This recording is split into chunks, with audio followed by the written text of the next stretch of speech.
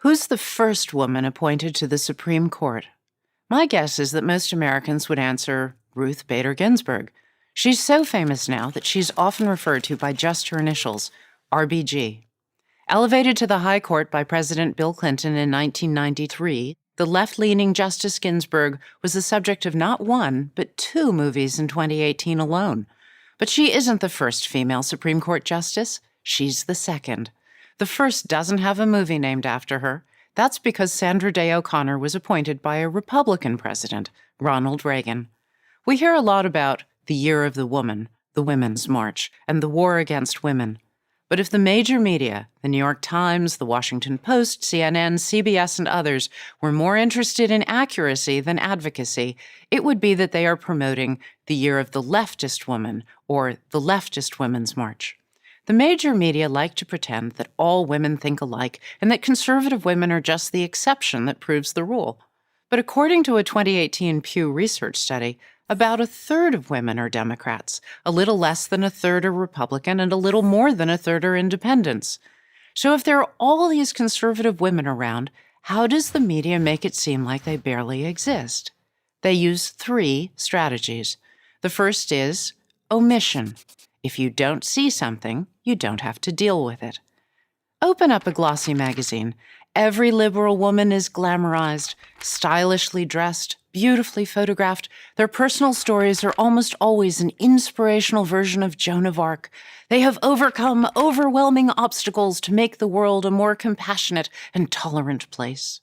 Glamour magazine recognized 11 Democrat women among their 2018 Women of the Year. No Republican made the cut. First Lady Michelle Obama was on the cover of Vogue 3 times. First Lady and former fashion model Melania Trump? So far, not once.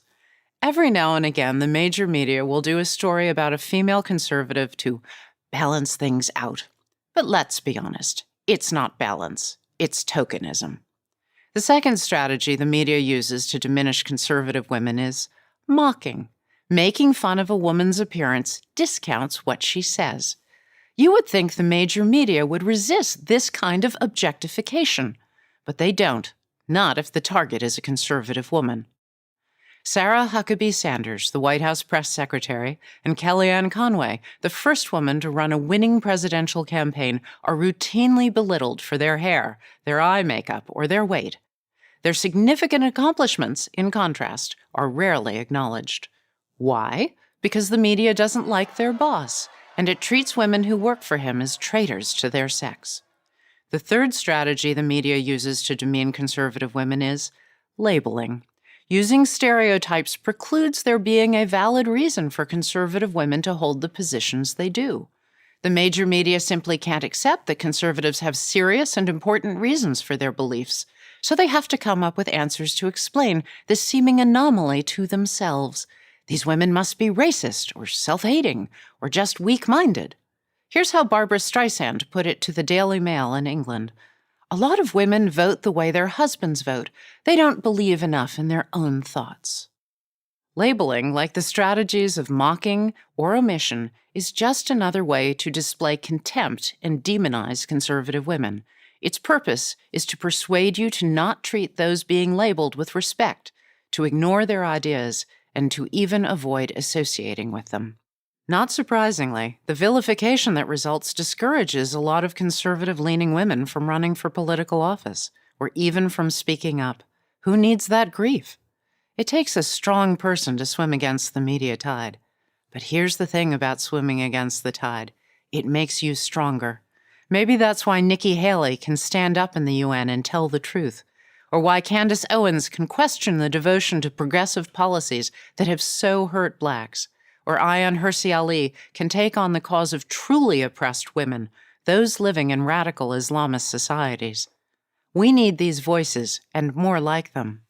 That's why it's so important to encourage a more respectful, inclusive debate. We should want everyone at the table, both sides of the political spectrum, listening with civility. That way we can be better informed and make better decisions. So if you hold conservative views, you have a particularly important role to play. You need to speak out to your friends, your family, and your coworkers. Let them hear your thinking and then let them make up their own minds. The media may pretend you don't exist. They may even mock or label you. They want to intimidate you into silence. That's not fair, and that's not right. Don't let them. I'm Heather Higgins, chairman of Independent Women's Forum for Prager University.